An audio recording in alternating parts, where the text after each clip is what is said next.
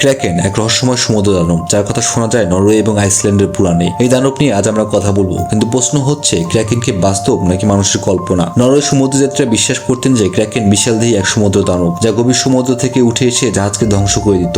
1250 সালে নরওয়েজিয়ান বইতে প্রথম ক্র্যাকেনের কথা উল্লেখ করা হয়। এরপর 1802 সালে পিয়ারি ডেনিস ডে মনফোর্ট নামের একজন বিজ্ঞানী ক্র্যাকেনকে একটি আসল প্রাণী হিসেবে উল্লেখ করেন। 17 এবং 18 শতকের মাঝামাঝি সময় নাবিকরা তাদের অভিজ্ঞতা থেকে ক্র্যাকেনের গল্প ছড়িয়ে দেন। অনেকে মনে করতেন এই বিশাল আকৃতি বাহু দিয়ে এই জাহাজ আক্রমণ করত এবং সমুদ্রের গভীরে টেনে নিয়ে যেত। ক্র্যাকেনের পেছনে বাস্তবতা খুঁজতে গিয়ে বিজ্ঞানীরা জায়ান্ট স্কুইডের অস্তিত্ব আবিষ্কার করেছেন। জায়ান্ট স্কুইড 43 ফুট লম্বা হতে পারে এবং এটি বিশাল আকার ও বিশাল বাহুগুলো ক্র্যাকেনের কল্পকাহিনীর ভিত্তি হতে পারে। বিজ্ঞানীরা বলছেন সমুদ্রের প্রায় 80% এখনো অজানা, তাই এরকম বিশাল প্রাণীর সম্ভাবনা পুরোপুরি উড়িয়ে দেওয়া যায় না। 2004 সালে বিজ্ঞানীরা প্রথমবার জায়ান্ট স্কুইডকে ক্যামেরায় ধারণ করতে পারেন। এই আবিষ্কার ক্র্যাকেনের রহস্যকে আরো বাস্তবসম্মত করে তোলে। তাহলে কি ক্র্যাকেন আসলে কল্পনার রূপ দা বিশাল স্কুইড? ক্র্যাকেনের গল্প আমাদের কল্পনা এবং বাস্তবতার মিশ্রণ।